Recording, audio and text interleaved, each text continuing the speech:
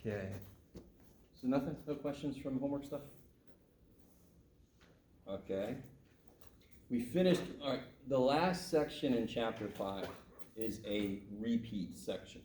Somebody was asking earlier, I did that last section of 5, we didn't even talk about it, it was easy. I'm like, yes, it's a review. It's all about inverses, and we've talked about inverses before a lot.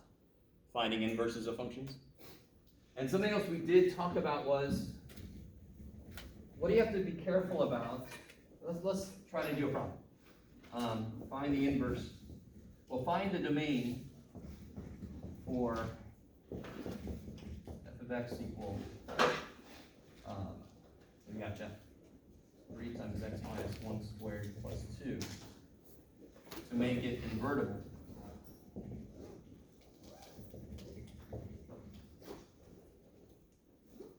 So can somebody tell me very succinctly why that's not invertible?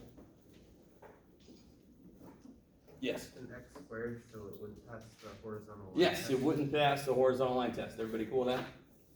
Vertical line test tells me if it's a function. Horizontal line test tells me if it's one-to-one. Okay, I like it. And just, again, I really want to emphasize this. If I flip a function around, and then I do the vertical line test, and it doesn't pass, it's not a function. So instead of flipping it around, we just do a horizontal, we flip the test. We do a horizontal line test to see if it even makes sense to try to flip it around. So a parabola would not pass the horizontal line test. It's not invertible. Can anybody tell me any key things about this graph of this function? Key things about the graph. 1, parabola. Kick ass. That's a very key thing. What's the general shape of it? Beautiful. Somebody else? Y-intercept is 2. Not quite. Let's talk about the y-intercept. How do you get the y-intercept? You make, X0. and when you make x0, you don't get 2. You get 3 times negative 1 squared. 3 times 1 plus 2. 5. Cool. I like it. As a vertex. Ah. 1, 2. Vertex is at 1, 2.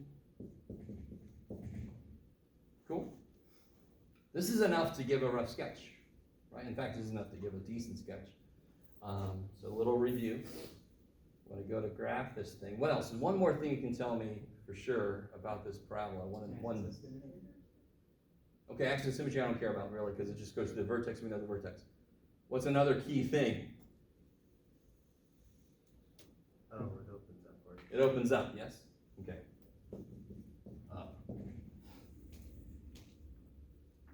Okay, so I'm going to graph this. The vertex is at 1, 2. 1,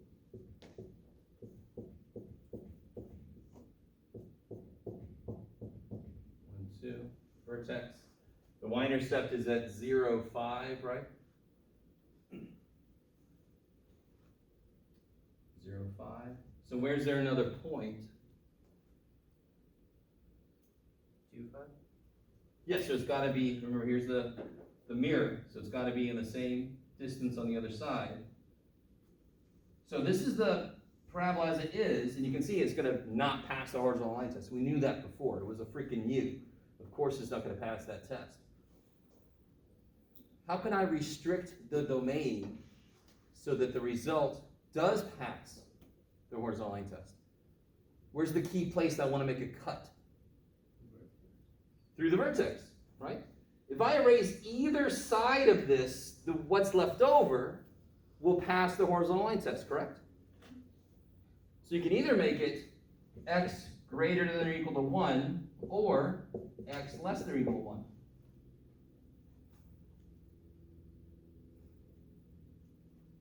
Because the x of the vertex is 1? Say again? Because the x of the vertex is 1? Yes. So if I chop, so I really want this to let's do this. I'm going to take all this away. We know all this, it's all up there. Blah, blah, blah, blah, blah, blah, blah. So if I make the domain this, then the graph looks like this.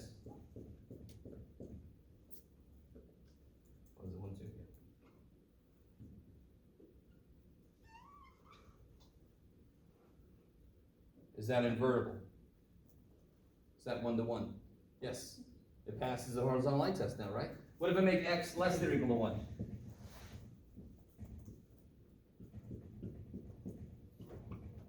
So let's see. 1, 2, 0, 5. Is that invertible? Does that pass the horizontal line test? Yes. And just to really make sure, why does this not pass the horizontal line test? Y keeps repeating. True. If I draw a vertical line, does it go through more than once? Yes, meaning there's an output that comes from two different inputs. So I couldn't, if somebody told me an output, could I tell them exactly what input that came from? No. I can't be a detective and work backwards, right? So to be 1 to 1, if somebody tells me an output, I should know exactly what the input was. So now, on either one of these, if somebody tells me the output is 5, over here, I know the input was 0. Over here, I know the input was 2. So given some output, I know exactly what the input was. I'm a perfect detective. I can work everything backwards, right? Maybe. This is all old news, by the way. I just wanted to recover this. Okay. So, if I wanted to find the inverse, how would I do that? Say again? Yeah, so bring the y back. And then, of course, how do I find the inverse? Switch x and y. That's how I find the inverse graphically. That's how I find the inverse algebraically. It's almost too nice to believe.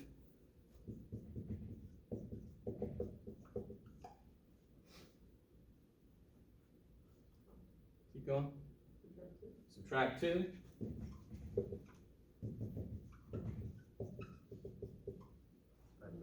Divide by 3, right? By the way, why can't I bring the 3 inside here? Why can't I multiply the 3 into here? Because it was making a number. Because it has an exponent? Okay, and what is order of operations? Order of operations, what does it say? You'd have to do what first? Exponents. Exponents. So you have to FOIL this out before you could bring the 3 in. So you can't just bring the 3. In fact, how many 3's is there? And how many y minus 1's are there?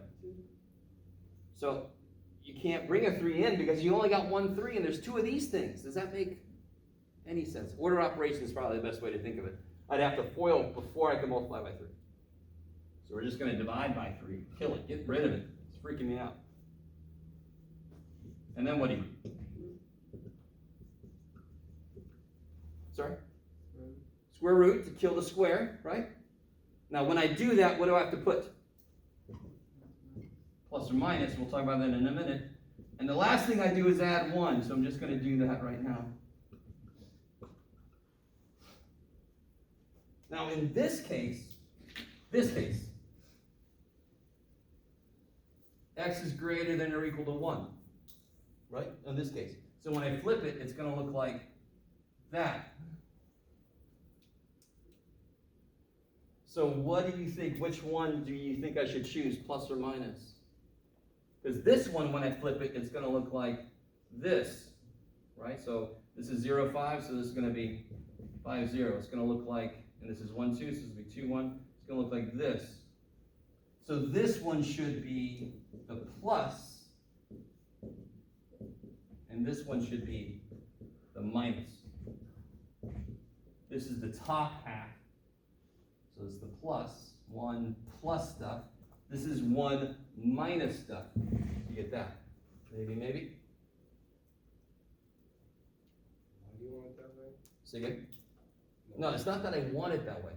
It's just that's the freaking way it comes out. So watch this. What's the domain of this is obviously x greater than or equal to 1, right? What's the range of this? So let me do that. The domain is 1 to infinity. And what's the range? 2 to infinity, right?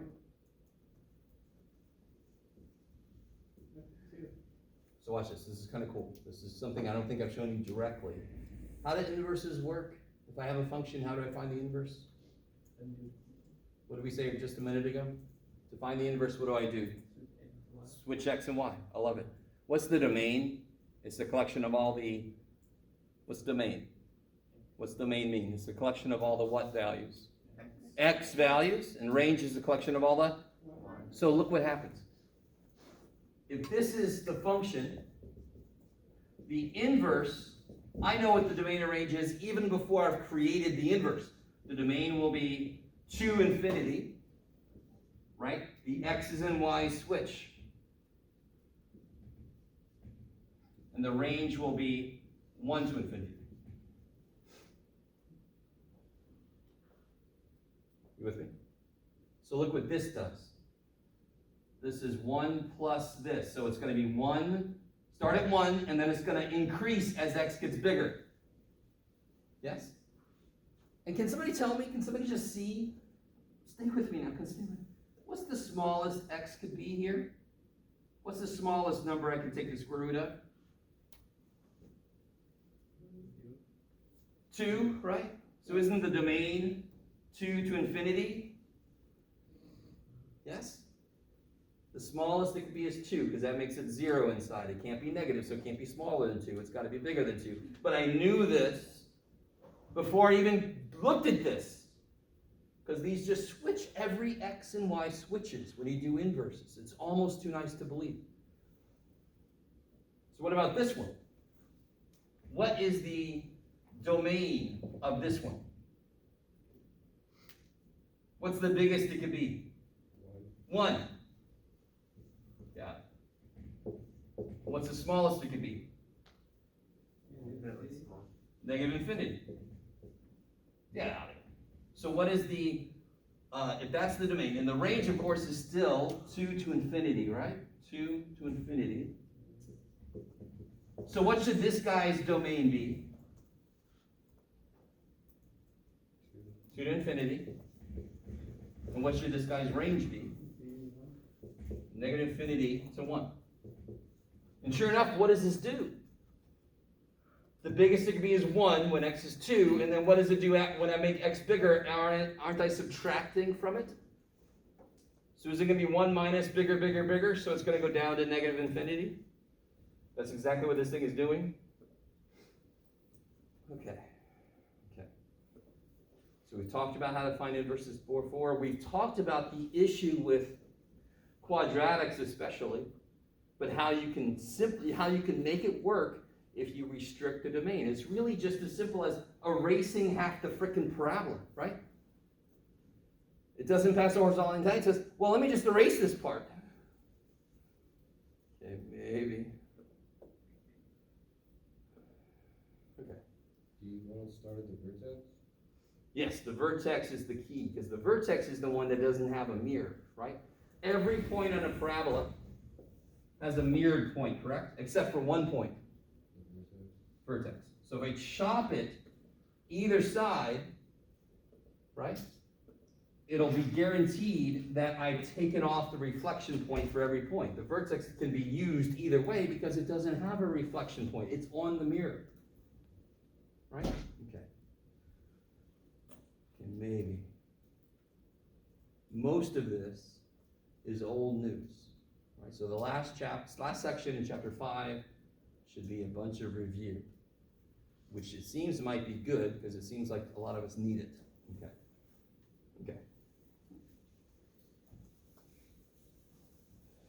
So this is section 5.6. It's also from earlier chapter.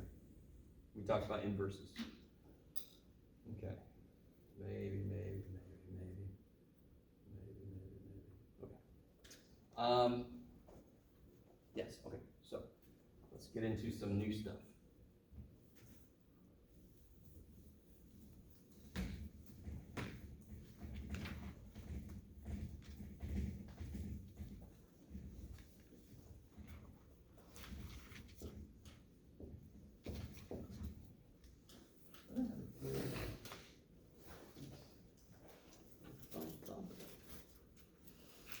Stop. Okay. Are you good, Blue? Let's find out. Ooh, yeah. Okay.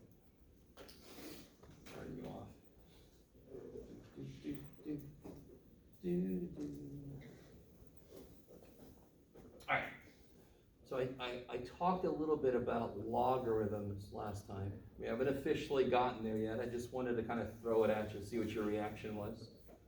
We have to kind of build our way there. I want you to realize something.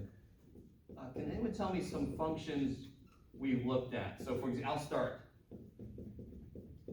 We've looked at these kind of functions, right? Those, of course, are linear functions. Can somebody just give me any other function we've looked at? Exponential functions. Not really yet officially. I love it. You're getting a little ahead of me. We'll get there. Linear function. Say again? Linear function. That's a linear function. Thank you. Quadratic formula. Say again? Quadratic formula. Okay. Quadratic functions? Yeah. Okay. Polynomial. Absolute values. Absolute value. Keep yes. Right, and these are like the base functions. Are you with me? You can shift them around, yes, and so forth, right? These are the base functions. Standard form. Of what? A x minus h. Oh, that's still this. So anything you can do to this, it's still a quadratic, right? Give me anything else. Come on. You guys can do it. Parabolas. Say again? Parabolas. This would be parabolas, right? Okay. I'm with you. Polynomial. Okay, general polynomials. Right, where this could be any degree. Are you with me? Could be 7th degree, 3rd degree, and that's where we did end behavior. We found the intercepts, and we saw if they touched the term went through, right? Yes? And there's another Bain one. What's kind of like the inverse of this? Oh, square root. Square roots. I mean, look at all the shit we've done. Right? There's another type that we've talked about. X cubed.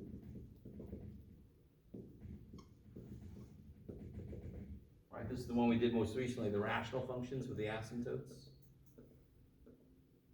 If you guys have forgotten that already, so horizontal asymptotes, vertical asymptotes, so the rational functions, yes? If you want to do some more examples of those, you should come ready with questions. So I'm not going to do any more of it until people start doing the homework and get some examples to work from. Okay. Does you guys remember that? Asymptotes? Finding the vertical asymptotes, finding the horizontal asymptotes, all that kind of business? Okay, maybe. Okay.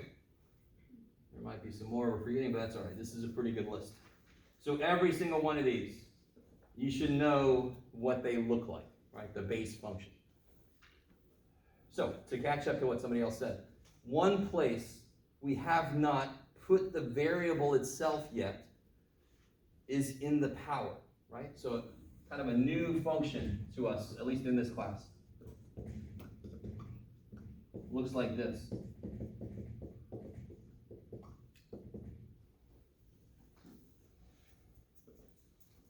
Does anyone watch horror movies or like virus breakout movies, although we just lived through one before the pandemic? Anybody ever watch like an outbreak movie? Now I don't want to because I don't need to. I've seen it firsthand. You guys with me? Where they talk about something like either the creature is growing exponentially or the virus is spreading exponentially. Have you guys ever heard that phrase in any movie ever? Okay. And that's not just made up shit. It's actually based on math. If something spreads exponentially, that basically means it is growing stupid fast. Have you ever heard this crazy little thing about, would you rather want $5 million or a penny and then I double it every day? So today I'll give you a penny, tomorrow I'll give you 2 pennies for like a month. You guys understand what I'm saying? So I'll give you a penny today, and then tomorrow I'll give you 2. And then the next day, I'll give you 4, right? Have you guys heard of this? Which option would you pick?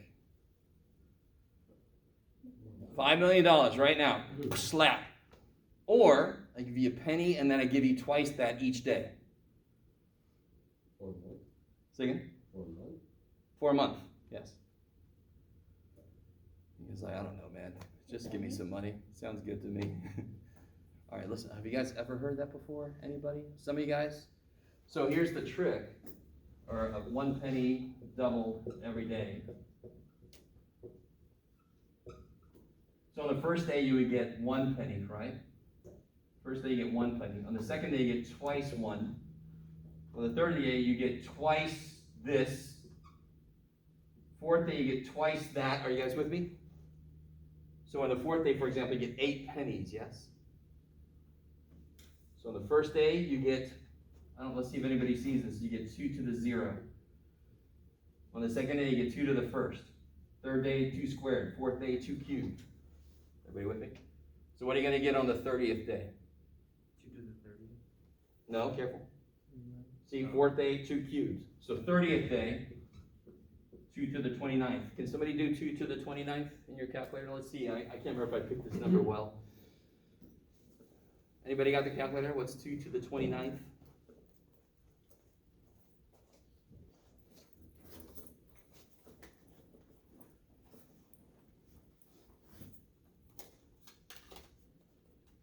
What do you get?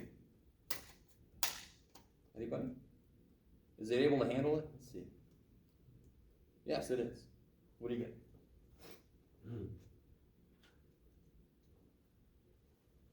5, 3, 6. Yes, there we go. 7, Thank 0, 9, 7, 2. 5, 3, 6, 8, 7, 0. 8, 7, 0, 9, 1, 2. 9, 1, 2.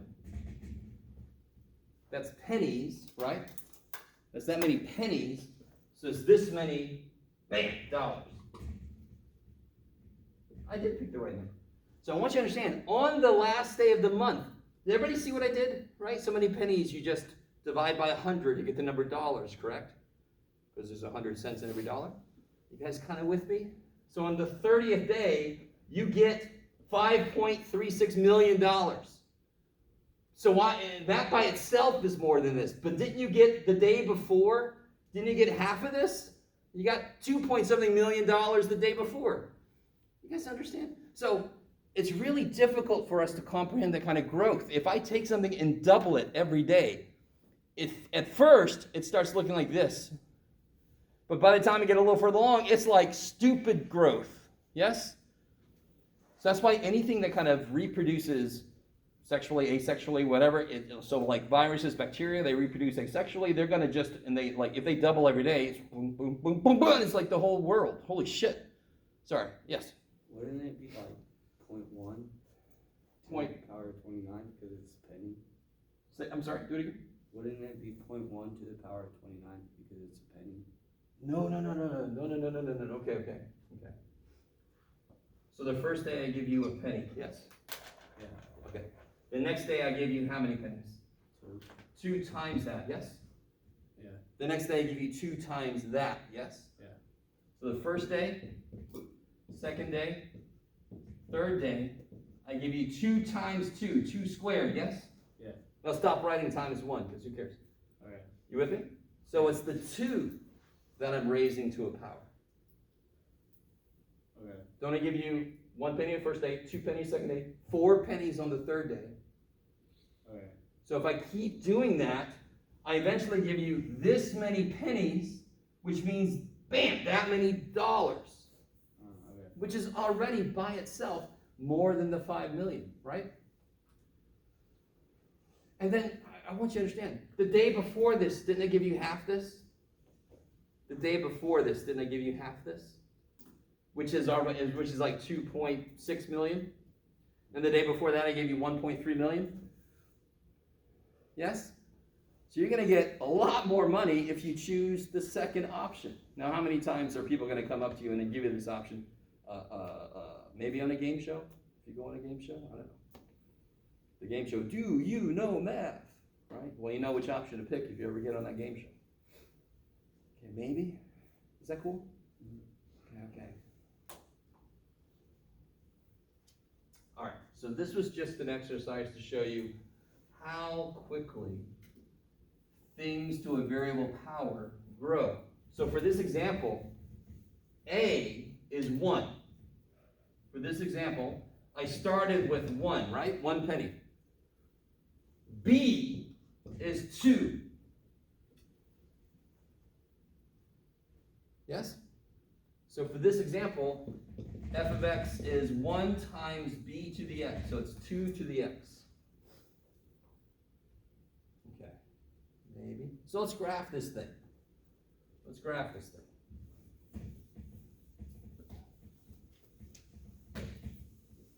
Okay. So I'm going to graph this thing. One thing to realize about this is, for this example, what could x be? For that example, what does x represent? Number of days, right? And I don't count half days. It's at the end of every day I give you that amount. So it can only be whole numbers, yes? Mathematically, it could be whatever the hell I want it to be, right? So let's try to graph this thing. Just the whole graph, and then I'll point out the parts that relate to this. So when I'm presented with a function whose graph I don't know, and your teacher is a good math teacher, old school, you can't just put in your damn calculator. How do you graph it by hand? What do you make? If you don't know what it looks like, what do you make? So you can start getting points so you can graph it. What do you create? A table, XY table. So let's put in some good stuff. So when you're presented with a function that you don't know what it looks like, my go-to points are normally -2, -1, 0, 1, 2. You want to put some negatives in there, you want to put some positives in there, and you want to put 0 in there, right? You might need more than that, but I normally start with that. Does that make sense? So when I'm given a function, I want to know, what does that function do with negative inputs? What does it do with 0? And then give me some positives so I can see what the hell it's doing. So what do I get when I put a -2 in?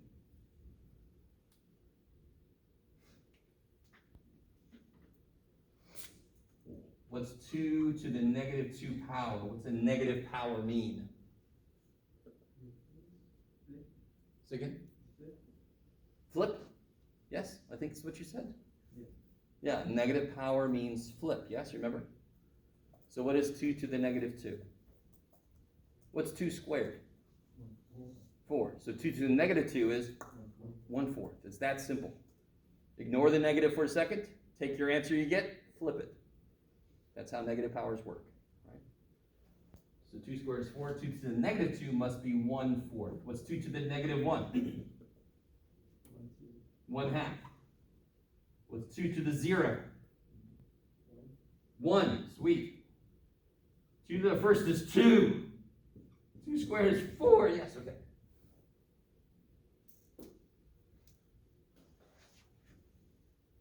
And let's do one more. What's 2 cubed? So it's really growing quickly. What is happening back here? It's shrinking slowly, right? So let's see what this thing looks like.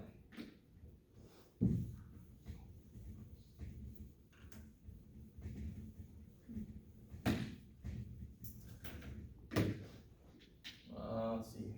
Why don't I have? Are you the one that didn't work? I don't remember. Yeah, I think so. Well, you worked well enough. Okay.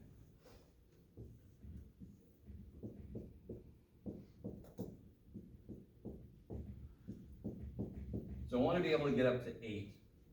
So I'm going to go 2, 4, 6, 8. My scale sucks.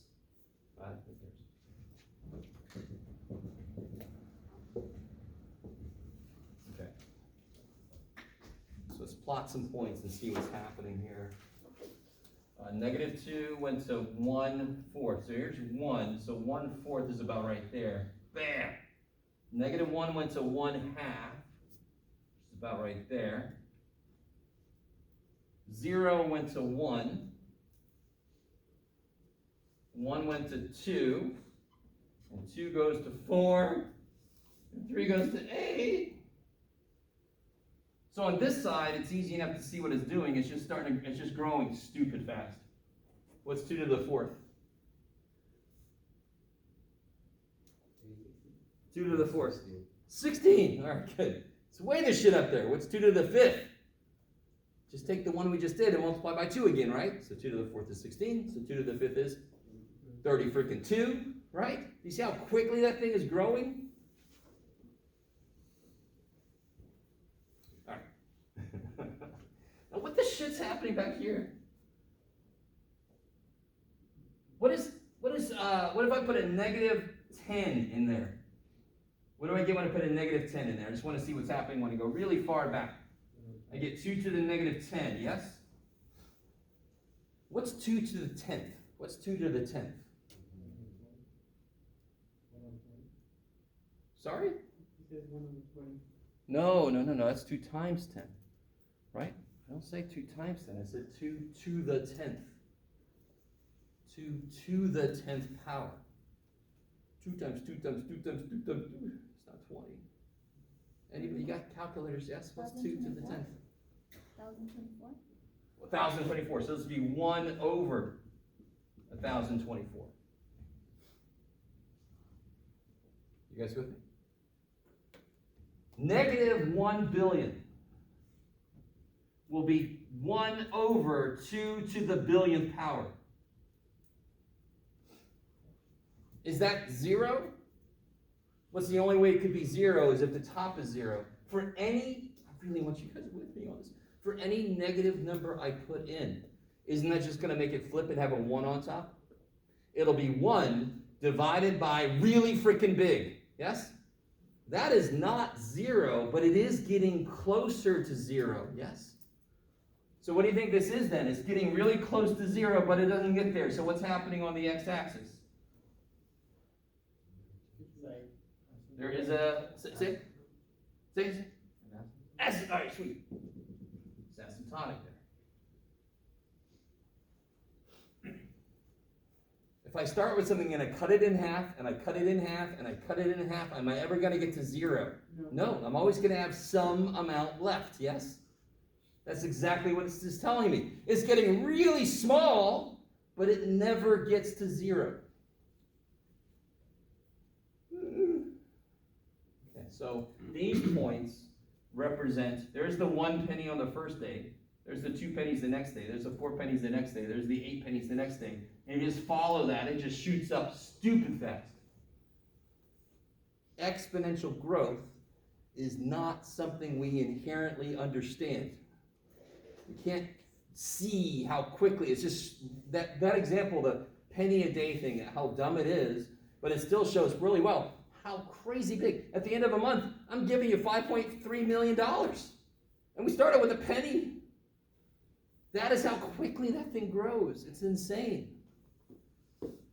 Maybe. So what if I give you a penny and I tripled it each day? Holy shit. That's going to be a lot of money. Okay. Say again? Can you actually do that? Yeah, so remember how it was 2 to the 29th? Right. So now it's just going to be what to the 29th if I triple it each day? 3. So what's 3 to the 29th? Let's see if your calculator can handle that. Calculator might go eventually like overflow. Let's see if it can handle it. Oh, Shit. wow. 620. Holy shit. So it's 6. I'm just going to, all right. 1. I'm going to ignore some numbers. Ready? 13. So 6, 8, 6, right? Is the first. You with me? So 1, 2, 3, 4, 5, 6, 7, 8, 9, 10, 11, 12, 13.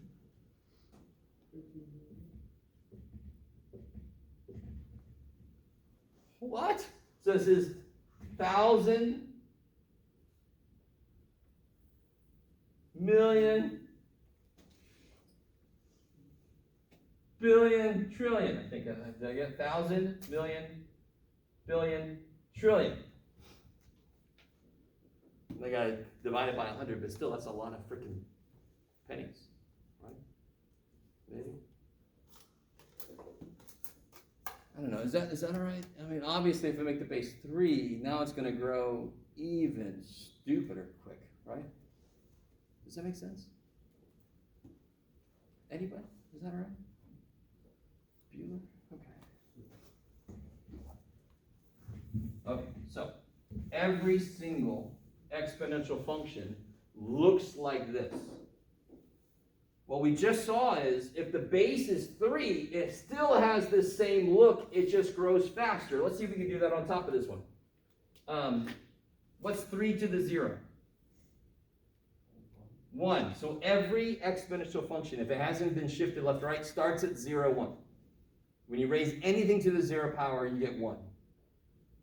except for 0. 0 to 0 is weird. We're not going to talk about it. What is 3 to the first power?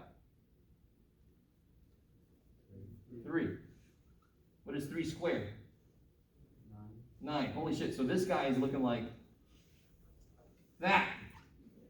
Same shape, yes? Same shape, yes? Just growing faster. Maybe? Are you guys okay with that? So just the same way that we know parabolas look basically like that, right? Don't parabolas look like this? Could a certain parabola be skinnier? Definitely. Could it be fatter? Yes, but don't they all have this shape? And then I can kind of make them rise faster. I can move them around. Same thing here. They all have this shape. And then we can move them around. We can move them up. We can make them grow faster. We can compress them. All the same shit as before, yes? We can make transformations on these. Okay, all right. So whenever you learn a new function, we have to understand how it basically works, and we need to know what the graph looks like. The basic shapes of graph, the more we know of them, the easier everything is to graph. Because I can just do a base graph and then move it around.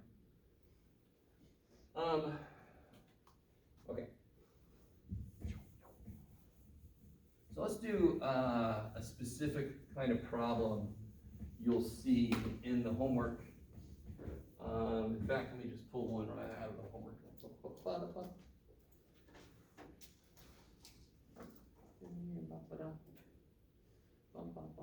Yeah, okay. Let's look at this.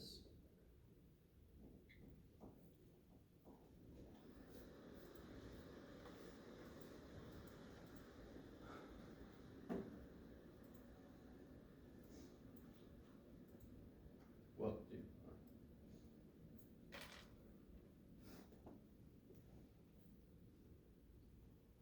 Yep. So this one says, do you see how it says, okay, maybe I'm a little too in there.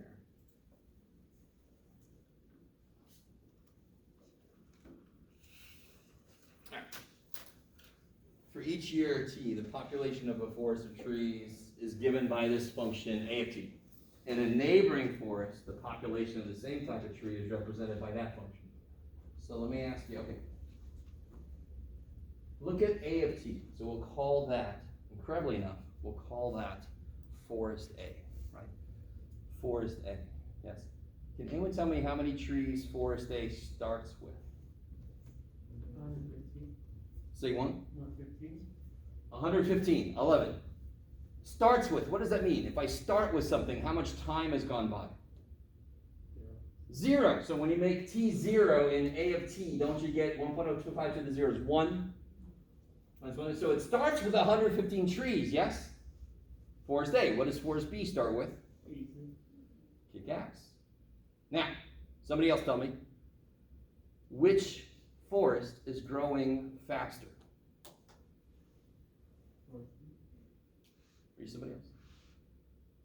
C, there's no forest C. Yeah, forest B, a little bit, yes? Which number tells me how quickly they're growing? Remember over here it was 2 and 3? So which numbers tell me which numbers do I compare to see who's growing faster? 1.025 versus 1.029, yes? Yes, that's the base. So like 2 versus 3. Isn't forest B's base bigger? So every year, I think this is yearly? Each year, yeah. So every year, forest B multiplies how many trees by 1.029, whereas forest A only multiplies by 1.025. Okay, you guys semi with me? A little bit, a little tiny bit. So the number in front tells me how much I start with, because that's what's true when t equals 0. And the number that is the base is how much I'm kind of multiplying by each time.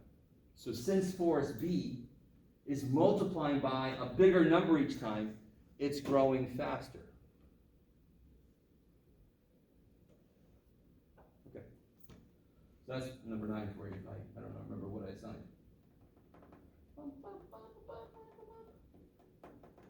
How do you do part number 11? Assuming the population growth models continue to represent the growth of the forest, Which forest will have a greater number of trees after 20 years? How would you do that? Plug in frickin' 20, right? These are just functions of time. If somebody tells me how much time, I just plug it in. Everybody with a calculator. You didn't bring one. I didn't bring enough for everybody anyway. Everybody with a calculator. Let's do 115. Oh yeah, I'm sorry. See, that's the problem we're doing up there. People at home? See that problem? Okay. Make it all pause. Okay. 115 times 1.025 to the 20th power. That'll tell me after 20 years how many trees, right? So somebody do that one. Will somebody do 82 times 1.029 to the 20th? So forest A, how many trees will they have? 188. Holy crap. Sorry? 188. 188, is that what everybody got? Roughly 188 point something? It's 124, but just rounding. Somebody else tell me forest B.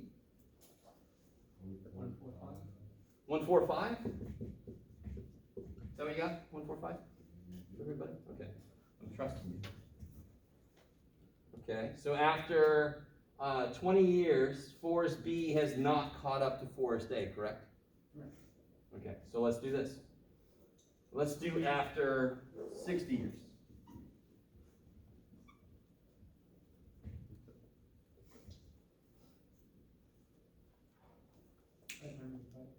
Yeah, so for A, it's what now? 505. 505? So double check that. And then somebody else, tell me forest B. Is everybody cool with plugging this in your calculator? Anybody need some help with that? You just do 82 times 1.029 to the, your little to the button, little caret button, that's your to the button, 60. Right. Somebody else tell me forest B. 4.55. So again, 4.55. 4 point? 4 trees. It's 455. 455 sounds more right. Starting to catch up a little bit. So there will be a certain amount of years where forest B will catch up to forest A. Does that feel like that? I mean, eventually this is going to catch up to this because it's growing faster. So it's just a question of letting enough time go by. Now listen. You've all heard like population growth is out of control and the earth can only sustain so many people, yes? They've been clanging this bell forever. What are we up to now? 7, 8 billion people on the earth, 340 million people in America. Remember, October 2008 is when we passed 300 million, and now we're up to 343 million, I think it is. I can't remember. You guys with me so far? So there are models that try to show how much population will increase. Why would those models suddenly being less correct the more time you let pass? Sure, what could change? Say again? What could change that would make the population stop increasing by the same amount? I don't know, huh? Say again? Infectious disease. Holy shit! Pandemic, maybe, right? Didn't a lot of people die? And I'm sorry if anybody lost somebody, but I did too. A lot of people died over the COVID pandemic. What else? There could be just people decide to stop having babies or anything, right? Could be anything that could change that. That's why the problem said assuming it grows by the same amount, assuming the growth model stays the same. Because if I let a little time go by, the models are going to have to change. Because situation changes. The more trees I have in a forest, isn't that less resources for new trees? Same idea with people. The more people, isn't it less resources for everybody? So therefore, the population growth has to decrease, either by choice or unfortunately by not choice, by people just dying. Maybe? Maybe? Okay, all right. I don't know. Someday I'll find a topic that will keep you guys interested. Okay.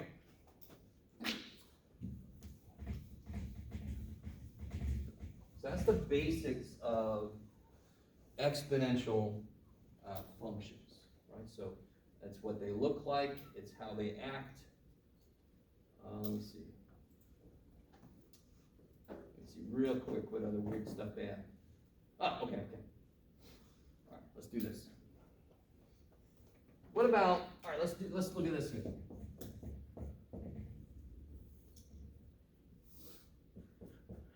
Three to the negative x.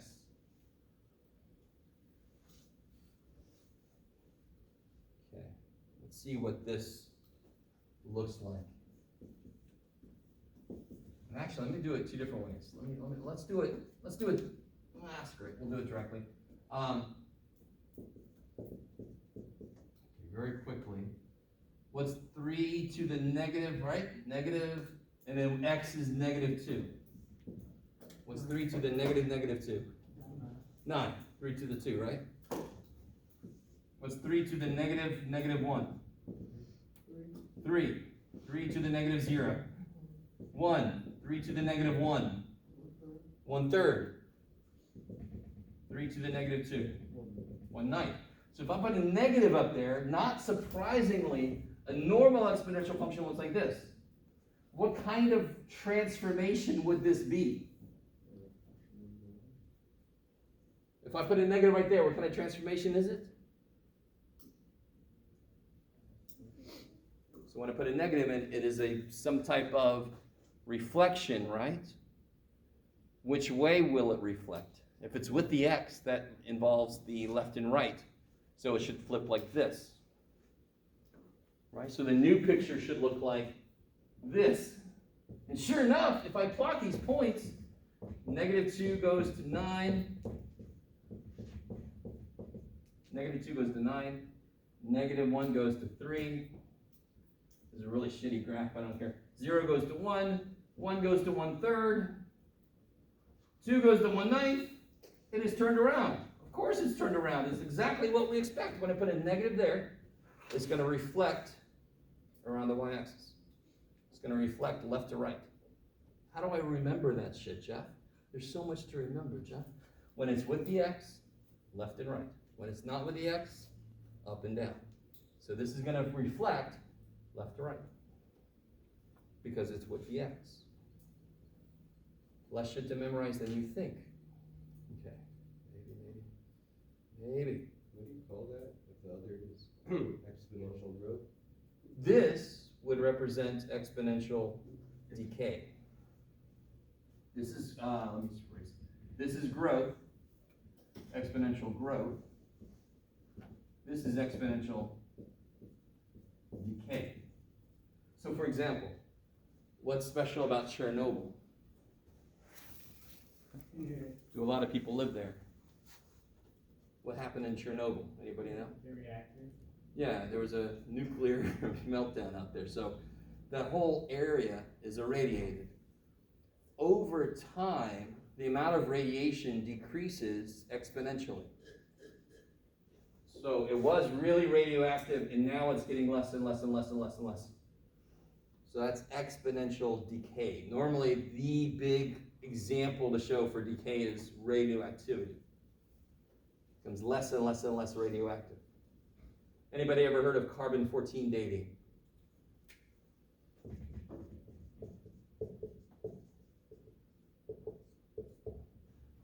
Carbon-14 dating? Anybody ever heard of that? Some of you guys? That's what they do to determine how old they are. Yes. If there is a well understood exponential decay for a certain element, in this case carbon-14, if I know how long it takes to decay, I can work backwards to figure out how old something is if I measure the amount of carbon-14 in it. Now, in case there's any like flat earthers or people that think the earth is 6,000 years old, anything, carbon-14 by itself is not good enough. You use other methods to kind of help with the carbon-14. But basically that's the idea behind carbon-14 dating. It decays at a known rate. Are you guys with me? So the carbon-14 decays at a known rate. So if we just work backwards, we can figure out how old something is. The method is not perfect because things get impurities in it. So it's not perfect, but then you pair it with other observations to really reinforce how old you think something is. Maybe. I really hate how much science denial there is in the world that I have to do that. But okay. Is that basically like an inverse? Yeah, it's an inverse. I love it. So I can work backwards to see. In fact, is this invertible? How can I tell this is invertible? We just talked about it earlier. Horizontal line test. Passes the horizontal line test, yes? You like it? So we will be talking about the inverse of these, right? Okay, maybe. Okay. So that's exponential decay. So for example, is this exponential decay here?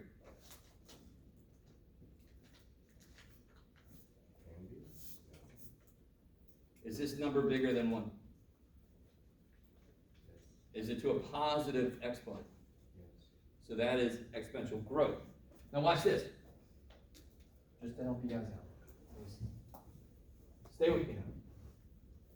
Isn't this 3 to the negative 1 to the x? Is that cool? Do you guys see that? What do I do with powers when they're like this? Don't I multiply them? Isn't negative 1 times x negative x?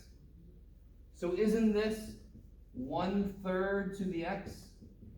Good Lord, what is happening? You can't make it 3. Okay. Are you guys seeing that? 3 to the negative x is 1/3 to the x. If I cut something in thirds over and over again, is it getting bigger or smaller? Smaller, right? So look at number 17. What's the base number? 11,000. No. What base is in reference to an exponent, yes? So if I have something to a power, the base is the thing that's being raised to a power. So let me ask you again. What's the base number? 0.97. Is that bigger or smaller than 1? So this is decay. Because over time, 97% of it is left after year. 97% of that is left after the next year. 97% of that is left after the next year. So either a negative power on a number bigger than 1 is decay, or a positive power on a number less than 1 is decay. And what's really weird is if I have something that's discounted multiple times, that's an example of decay. If I take a percentage off and a percentage off and a percentage off, isn't it getting less and less over time? So that's a little weird. It's not radioactivity, it's just freaking price of something, but that's a price decay. Right? How about when you buy a car? What happens to its value the minute you drive it off the lot? It decays. It decays, it depreciates, it decays very quickly. You guys understand that? Decays more to crash it. Say again? Decays more to crash it. Yes. That would change our model because something new happens, right? So that would be like, whomp. Here we go, where? Boom. Okay. Maybe. Okay.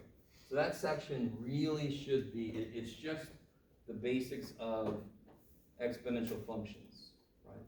Which chapter is this? This is chapter 6. This is section 6.1. Oh, wow. Let's see, anything weird? There's some formulas you just got to plug shit into, so you got to know how to use your calculator, right? This is a formula for calculating compound interest in an account. Okay, so I'll let you guys look at the examples for that. It's just being able to plug stuff in here and plug it in your calculator correctly. That's really all it is. But it's just another example of a real-life situation where we use exponential functions. Blah, blah, blah, blah, blah, blah, blah, blah, blah. Oh yeah, and again, this is just plugging stuff in. All right, no worries. Now, and we already did this. Yeah, so let's do some transformations on exponential functions. Okay. So, do you guys remember, for example, real quick, recall.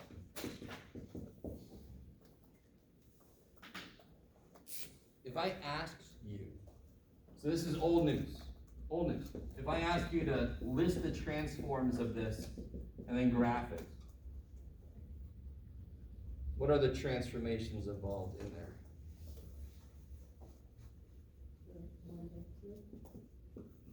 Yeah, say again, careful. Right. Say it, try again. Right one. Right one. up 2. Is that cool? And then how should you graph it? What's the very first thing you should graph? The base 0, 0. The base graph, I love it. And what are like the base points? 0, 0, 1, 0. Yeah, 0, 0, 1, 1, 2, 2. Negative 1, 1. negative 1, 1. So those are your base, those are what I call anchor points. For most functions, if you know what the shape is, you need maybe 3 anchor points and then you fill in the shape. So why do I give myself those points? Because then each point I'm going to do these things to it, yes? So I want to have like 3 points, fill in my shape, and then move that shit around. That's how transformations work.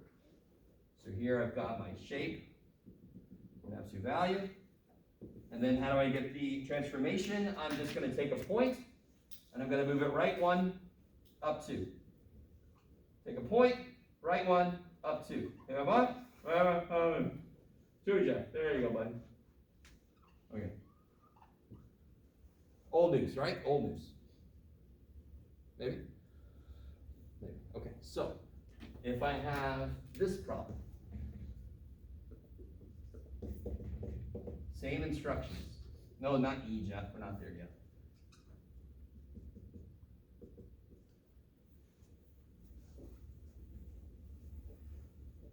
What are the transformations? Right 1. Up 2. Do you see how the transformations do not give a shit what the function itself is? You guys see that? I don't care what the function doesn't tell me what's going on. Just what's being done to the function tells me what's going on. So both of these had the same things happening, so of course they're going to change the same way. But now what's my base graph look like? Here's my base things I use for exponentials. Definitely more than that. It's going to be all right. There you go. I use, obviously, so the base graph would be 3 to the x. That's the base graph, right? If I take out the transformations, I'm just left with 3 to the x. My anchor points are always 0, 1, because 3 to the 0 is 1. 1 base, because base to the 1 is base, so 3 to the x is 3. And negative 1, 1 over the base. 3 to the negative 1 is 1/3. Those are my anchor points. The same way these were my anchor points. So here's the shape. Where's the asymptote again? Where's the asymptote? Where's the asymptote? Oh, 0. Or Be more specific. y equals 0. Yes, it's the x-axis. I love it. All right, now, so that's the base function, yes? It's just like what we did here. We graph the base function. There, I graph the base function. And then each point, what do? This point goes right 1, right 1, up 1, 2. This point, right 1, up 1, 2. And then this point, right 1, up 2. Where does the asymptote go? Think about it, the asymptote. How long is it? Infinite. So if I shift it left and right, it's not going to do shit, is it? Just take an infinite pole and then move it left and right. It doesn't change.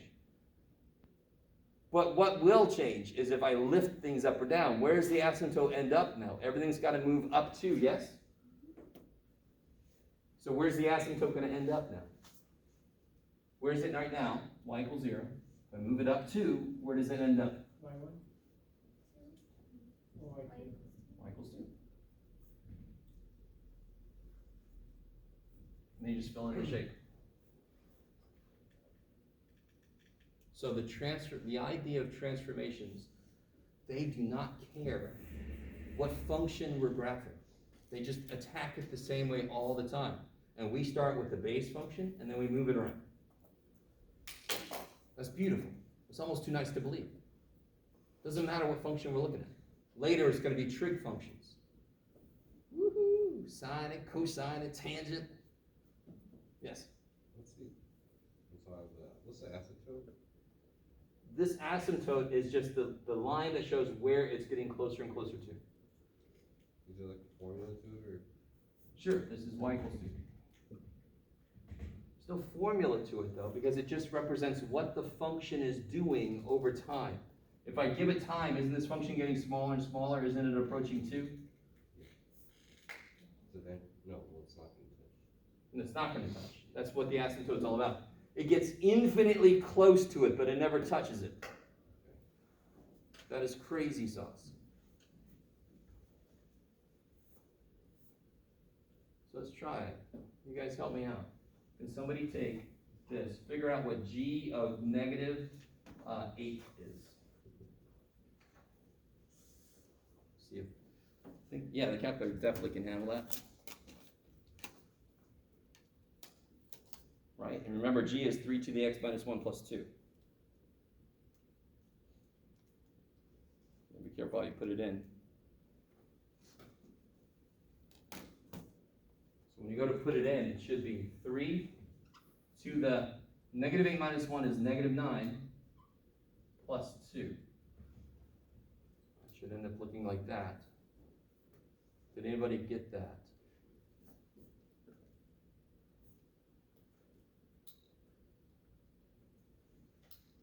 So let me see.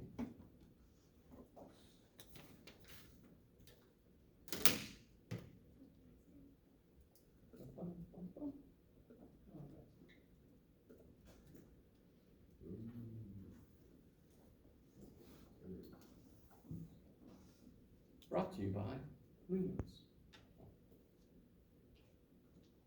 Is that clear? Ooh, look at that.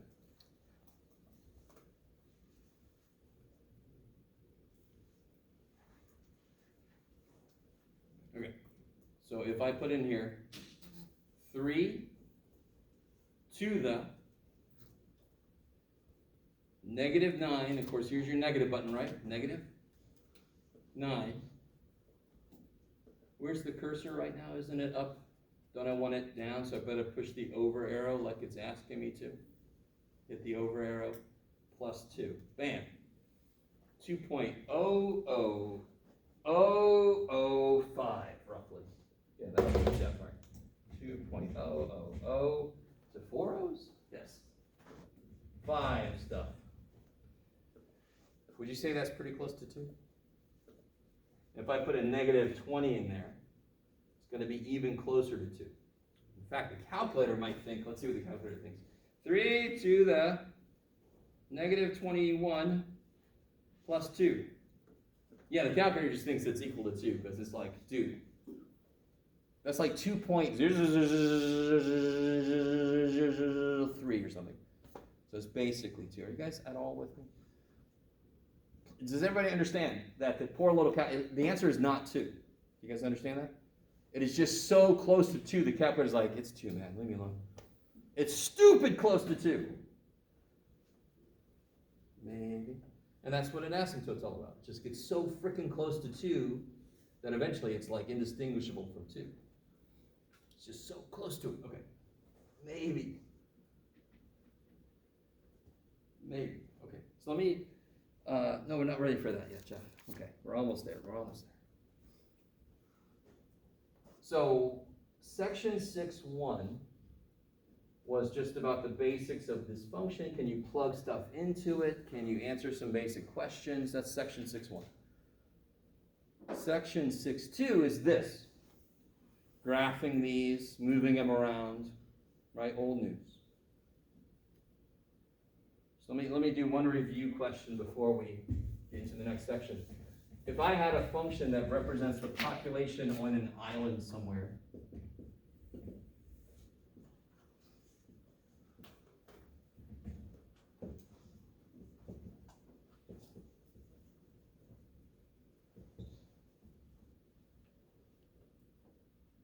can somebody tell me at the beginning how many people were there on the island?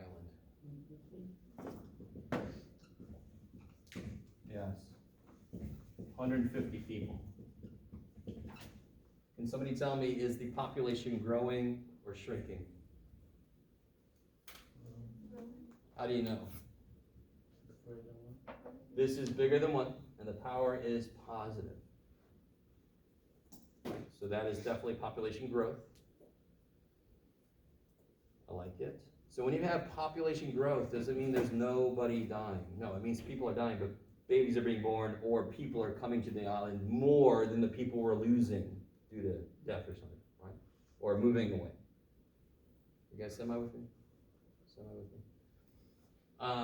Can you tell me how many people, I love this, P of T with an X, I love that, Jeff, that's really good. Can you guys tell me, if I let 10 years go by, how many people I think are going to be on the island?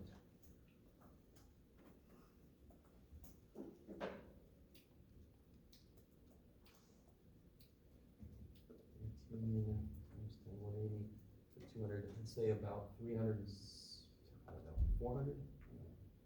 375? I'm guessing. What is it? 433? Okay. 433 points, whatever. Right? Okay. I got 465. What do you get? 465? Ooh, we get dissension. All right, let me see. So let's see. 150 times 1.12 to the, what was it again? 10. Yeah, 466, let's round it up. So that one little 0.8 of a person is a person. You guys semi with me? So if that is the current projection, why might this not be true? That's the current projection. So 10 years from now, we project this many people. Why might that not end up being true? We just talked about it. This projection isn't necessarily going to stay true. No. Why? Could be tidal wave. Could be more people move away. Could be more people move in. Could be less babies born. Could be more babies born. You guys kind of with me? Maybe? Real quick. I wanted to show you something kind of nifty. Watch. If that was a 1, if the base was a 1, why is that kind of silly? If the base was a 1, why is that silly? What's 1 to any power? 1. So 20 years later, I expect 150 people there. You guys see that? If the base is a 1, it stays the same. Now watch this. This is kind of cool. This is more than you have to know, but I just want to show you. This means it grows by 12% every year. 1 would mean it stays 100%. It stays the same. 112 is 112% of what it was. So it grows by 12% each year. You guys semi with me? Maybe. So remember that forest where it was 1.029? That means it grew by 2.9% every year. That's what that means. Maybe? No? You guys hate it? You're all like, just be quiet, man. Why does this guy talk so much? So like, whenever they say it's like a 12% growth, you just... Yeah, you can just put a freaking 1.12. It was a 7% growth, 1.07. If it was a 3% decay, 0.97. 3% less than 100. You guys see, maybe? So of course, over time, if I let 10 years go past, anything could happen to this and change the projection, right? So 100% decay makes it 0? Yeah, of course. If I lose 100% of my people every year, 1 year later, how many people are there? We lose 100% of the people every year. So 1 year later, there's nobody there, right? So that's complete, utter annihilation, right? I like it. I don't like annihilation. That was a good movie. Okay, maybe, maybe. All right. Let me see. Okay. All right. So, last thing for today.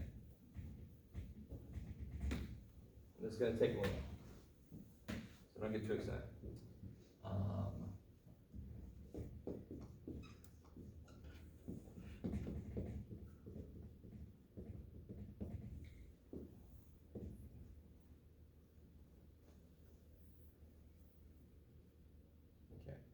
So every inverse function we've got, just a reminder, if f of x is x cubed, what's the inverse of that? Invert x. cube root of x. Is that cool? Right? If g of x is x minus 7, what's g inverse of x? X plus 7. It's that simple, right? These are simple functions. That's why I don't have to do the whole work. I know the opposite of subtracting 7 is adding 7. I know the opposite of cubing is cube rooting, correct? Right? Notice whenever we have an inverse function, we have a symbol for that function, yes? I don't just say, what cubed is 8? No, I say, what's the cube root of 8? Right? I don't just say, what are you putting here so you get 8? No. I want to be able to attack 8 with something. And it means this, but it's a shorter way to write it. So this idea is captured by the cube root of 8, right? Cube root of 8 is 2 because 2 cubed is 8. So if we develop an inverse function, we want to give it a symbol. So I can do that to stuff. So we didn't have a symbol for cube root. We would just have to go around saying, what cubed is this? What cubed is... No, I want to say the cube root of this is what? The cube root of this is what? I want a symbol for it. Okay, maybe. Why am I making such a big deal out of this? We'll see in a minute. So help me out. Can you guys very quickly sketch this? Just go ahead and sketch that. We've done it before, so you can even just copy from earlier, but try to sketch it. Do the base points and then fill in the shape, right? Turn you off, you're fine. Turn off. Go ahead and rest up a bit. Okay.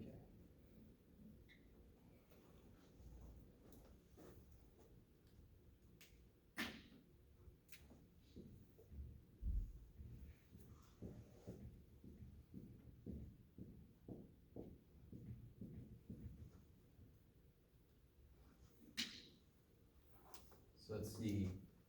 2 to the 0 is 1. 2 to the first is 2. 2 to the negative 1 is 1/2. And then I can just sort of fill in the, let's make it solid, check this one. There we go. And this goes shooting up. Shabba!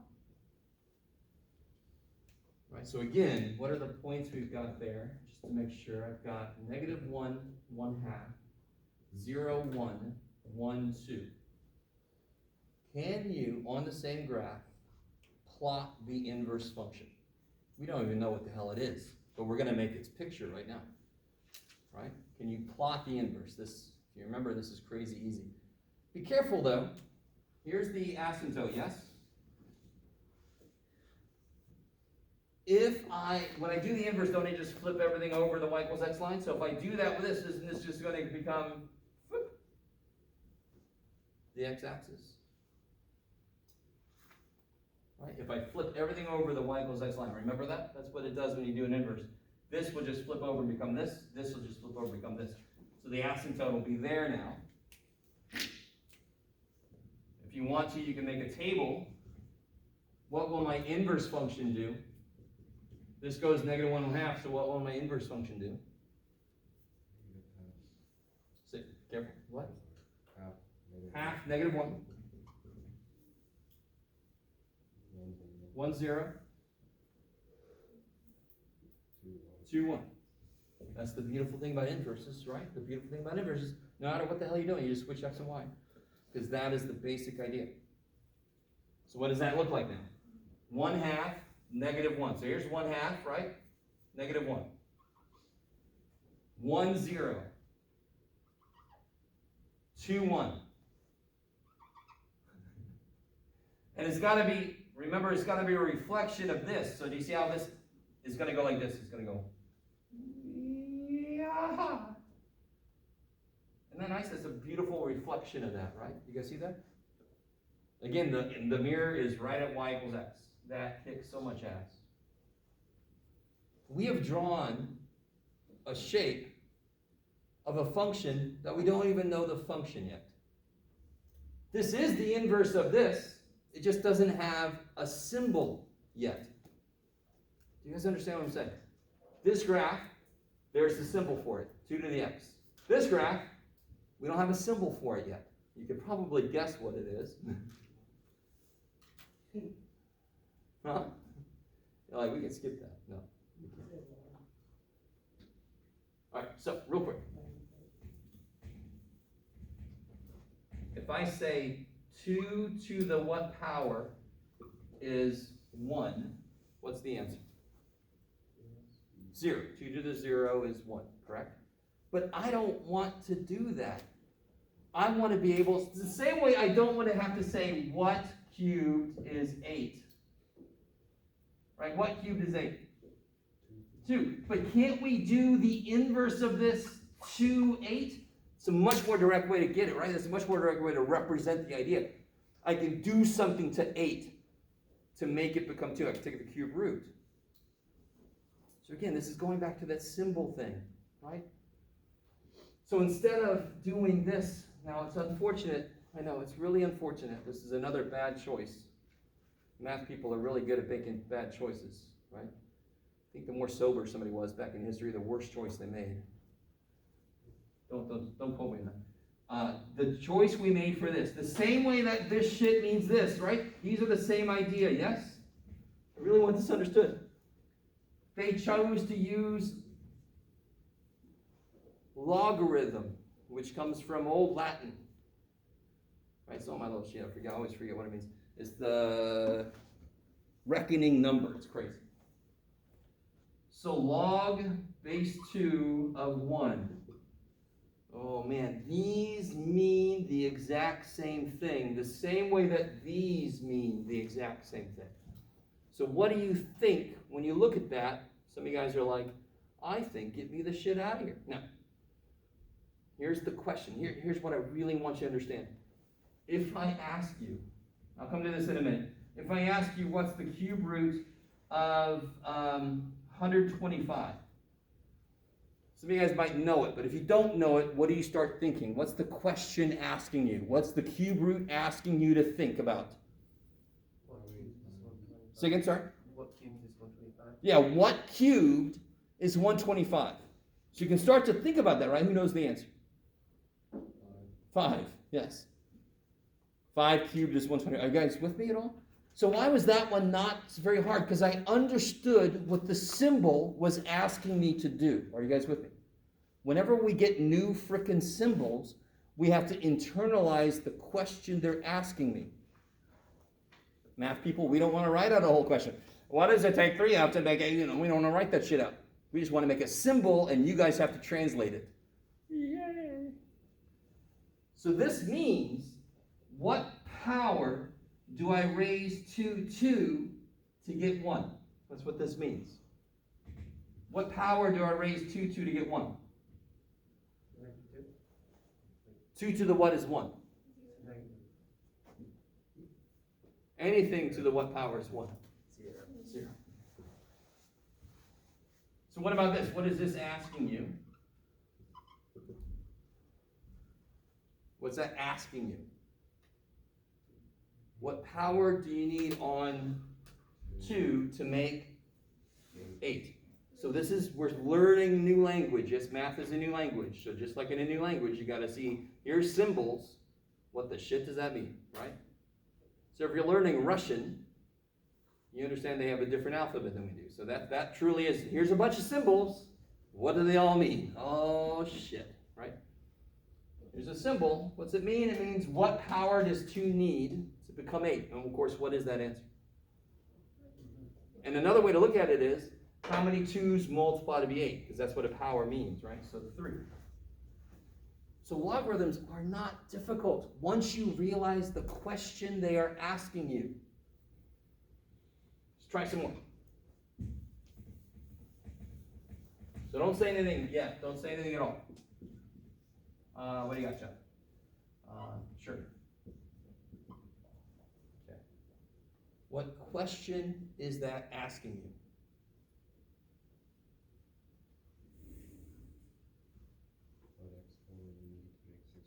What exponent do you need where?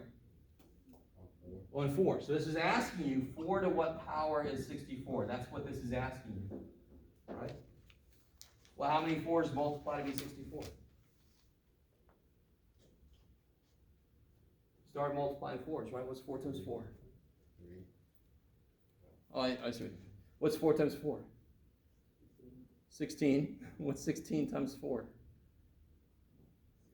64. Okay, so how many 4s multiply by 64? 3. So this, log base 4 of 64 is 3 because 4 to the third power is 64. Do you see you have to think backwards, right? Don't you have to think backwards? Yes? So how do you do the square root of 121? Don't you have to think backwards? What do I have to multiply by itself to get 121? You have to think backwards, don't you? And this is not as difficult as this because the symbol, we've already translated it. We don't even really have to think about it anymore. Just like if you learn a new language. Over here, we're not used to this. We have to think about it. What is it saying? Let me translate this shit. Log means how many of these multiplied by this, or what power does he need to become this? So you got to do that stuff because you're learning the language. Anybody ever learned a different language at all? Anybody? Anybody? Right? When you very first start out, aren't you doing each word and saying, okay, that's this, and that's this, and that's this, right? So that's what we're doing. Oh, that means this, so now I do, okay, right? You have to take a second because you're not used to it. Okay, man. This one's quicker. Why? Because we already know what that means. I don't even have to think about it. I don't have to translate it because I just know what it means.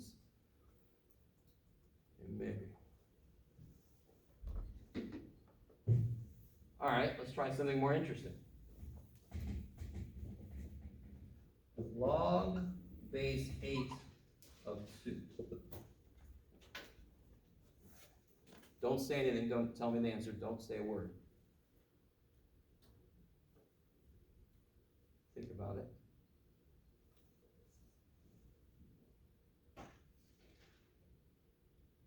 The answer has to be less than what? Go ahead and tell me. The answer has to be less than what? What's 8 to the first power? What's 8 to the first power? 8. So the answer is not 1. In fact, it's got to be less than 1. Yes? What do I do to 8 to make it become 2? Cube root. And a cube root is a what power? 1/3. 8 to the 1/3 is 2. The cube root of 8 is 2.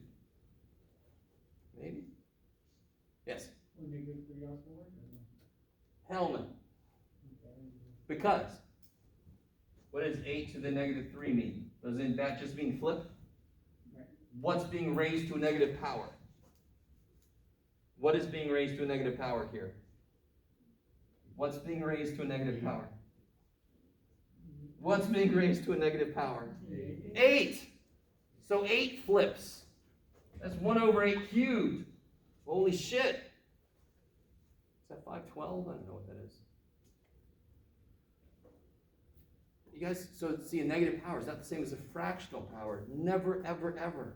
Never. Fractional power is a root. Negative power is a flip. So watch this. Let me show you a succession of things. Okay. This is kind of cool. You're like, yeah, we'll see. This should be an easy question now. Log base 8 is 64. Easy. What power does 8 need to become 64? You square it, right? So the answer is 2. What's log base 8 of 8?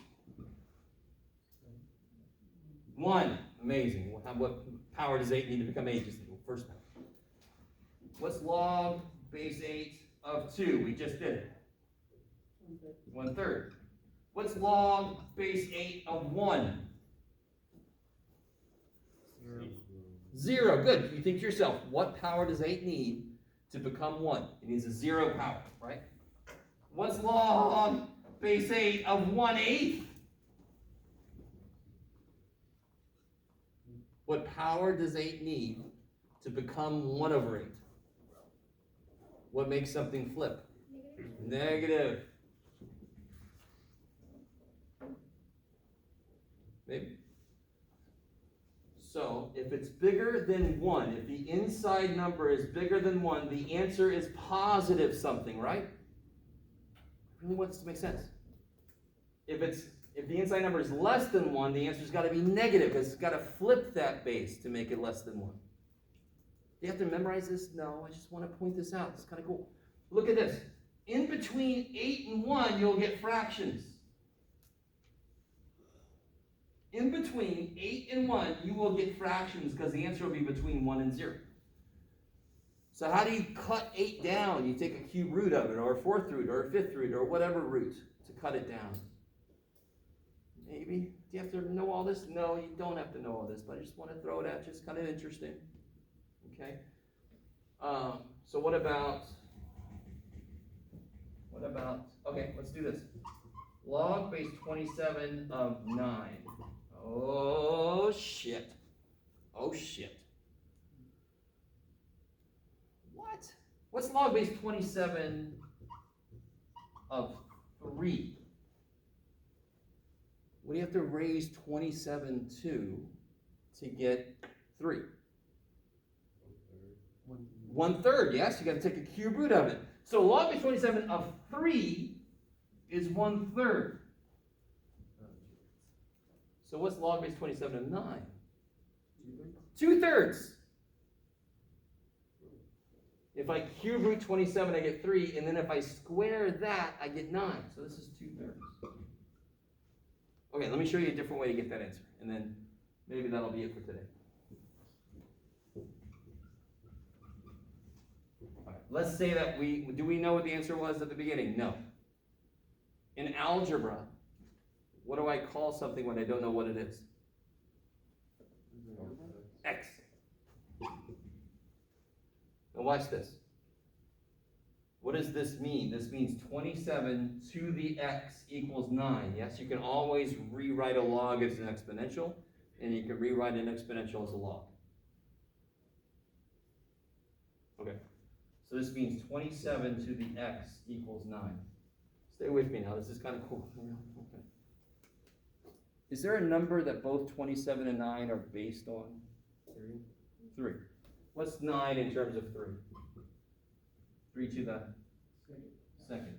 What is 27 in terms of 3? 3 to the third. Can somebody tell me? This says 3 to the 3x equals 3 to the second. What's the only way that equation can be true is if this and this are equal. Yes? Do you guys see that? 3 to something equals 3 to something else. Well, it can't. The powers have to be equal. That's the only way that could be the same thing, yes? So that means 3x would have to equal 2, which means x would have to be 2/3. Which is exactly what we freaking got up there.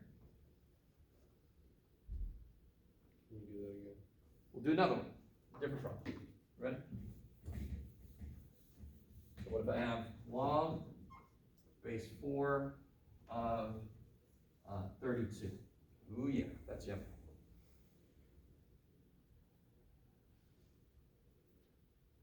So what is this? I don't know what the answer is, correct? You guys know what the answer is? No, okay. So let's call it x. How do I rewrite that in exponential form? 4 to the x equals 32. Let's see if you guys are cool with this. Is there a number that both 4 and 32 are based on? No, not 4. 8. Not 8. 2. Can I multiply a certain number of 4s together to get 32? No. Can I multiply a number of 8s to get 30? No. Can I multiply a number of 2s to get 32 and 4? Yes. 32 is 2 to the what power? 2 times 2 is 4, times 2 is 8, times 2 is 16, times 2 is 32. So that's 2 to the 5th, right? Is that cool? And what's 4? 2 to the... That's right, get set. What do you do with powers that are like this? Add. No, multiply. Now look at that. Just look at that equation. This says 2 to some power equals 2 to some other power. But can they be, what's got to be true for this to be a true equation? This has to equal this. Does that make sense? The only way that can be true is if those two are the same. So I get x is 5 halves. That's the answer to this. So 4 to the 5/2 power is 32. How does that make sense? What's 4 to the 1/2 power? Isn't that square root of 4 is 2? And what's 2 to the 5th? Well, we just saw it's 32. Okay, maybe. Did I give you? No, I didn't give you this. So let me give you this handout. Basically, let's do this before I let you out of here. We're going to do lightning round of logarithms.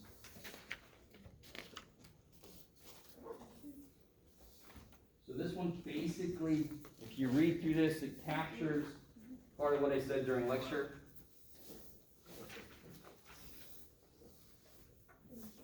And then there's some problems at the bottom.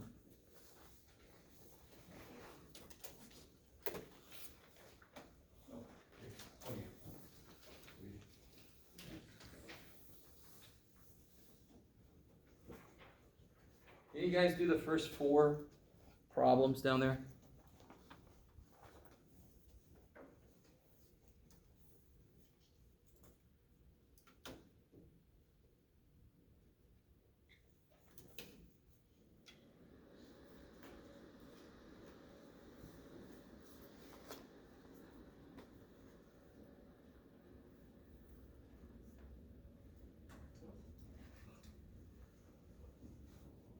Weird.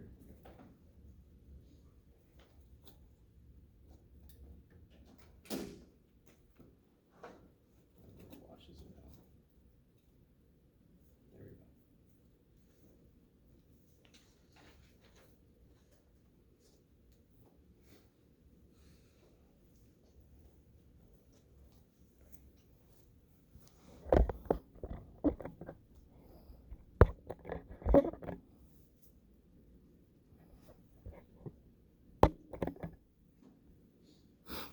So for example, on that first one, if you don't know how many 3's make 81, what can you start doing to 81? You could either divide by 3 over it, or you could just break it down. 81 is what times what? 9 times 9. And what's 9? 3 times 3. So you get 3 times 3 times 3 times 3. So how many 3's make 81? 4. You guys see that? Once you internalize the question that the log is asking, you then know how to attack the problem, right? It just says how many 3's multiplied 81. Okay, now I know how to attack this. Let's start breaking 81 down. What's it made of, right? Okay, keep going.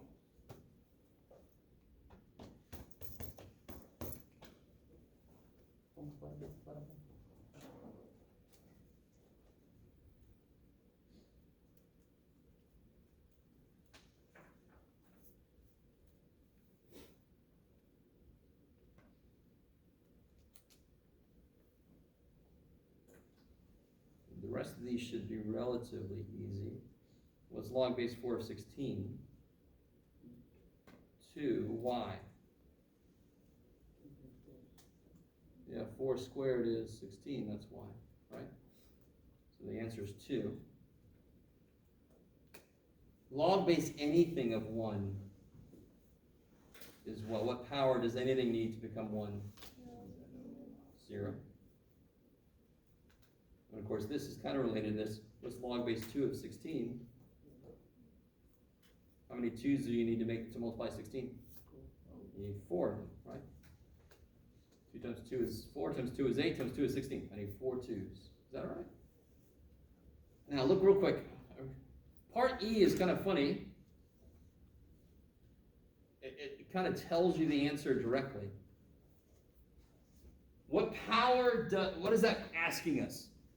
The power that what needs to become what? What is that asking us? The power that you could do it. What is that asking us? What's the base? B. So it's the power that B needs to become B to the 8th. Do you see how it's just telling you the answer? What power do you have to put on B to make it B to the 8th? Frickin' 8. And remember, how do inverse functions act? What do they do to each other? Cube root of x cubed. What do they do to each other? They kill each other, right? Isn't that what inverses do? That's sort of like their operation, their main reason for existing is not to pass the butter. The main reason for existing is to kill the original function, right? So look what happens. Log base b is the inverse of b to a power. So what do they do to each other? They kill each other. So the answer is 8. Or you could just say, what do you have to put on b to make b to the 8? You have to put an 8 on b to make b to the 8. So notice, can anyone tell me the answer to a log is always a what? Don't tell me a number. The answer to any log question is always a what? Why was the answer to the first one 4? Because 4 is the what that 3 needs. 4 is the what that 3 needs. Power. Not the Batman, the power, right? Log base 416 was 2 because 4 needed a power 2. Notice how the answer to any log question is a power. That's going to become stupid huge when we start talking about the properties of logarithms. They're all going to be the same as the properties of powers, because that's all logs are powers. Okay. So what about this one? This one shouldn't be too bad now, I don't think. Log base 5 of 1/5. What do you raise 5 to make it 1/5? -1, that's what makes it flip, right? Because 5 to -1 is 1/5. Now this one's a little bit more interesting. The way to look at this one is not like that. Not like these. Not like these. There you go. Shine sun. Come back. Oh, I love technology. There we go. Okay. So the right way to look at this, do you see how something is flipped, correct? So what do you raise 3 to make 9? 2. And then how do you flip it? Negative. So the answer to this is -2. So the really nice way to look at a log of 1 over something is say, okay, that would be 2. Log base 3 of 9 is 2. And then to flip it, it's negative.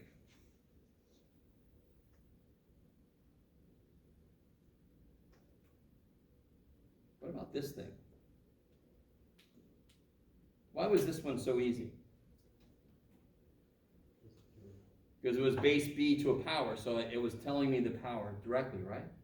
So can I do something to this one to make it look more like m to a power?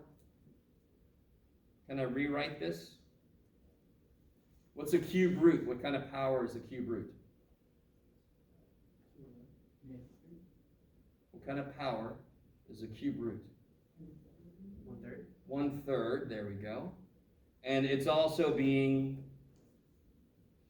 squared, right? So remember, how do you make roots into powers? Root on the bottom, power on the top. Bam, bam. So can you see how this is a nice, easy answer now? What is this? What power does m need on it to become m to the 2/3? Freaking 2/3, right? You can also look at it like these cancel each other. 2/3. Kapow! All right, so does anyone feel any different about logarithms now than you did before at all? No? You hate them still? Shit. Well, we'll keep working on it. As soon as you know the question is asking you, the easier it should be. So that's plenty. Unless you have any questions, I will see you guys tomorrow, or maybe in the Math Study Center. Maybe I'll see some of you guys there.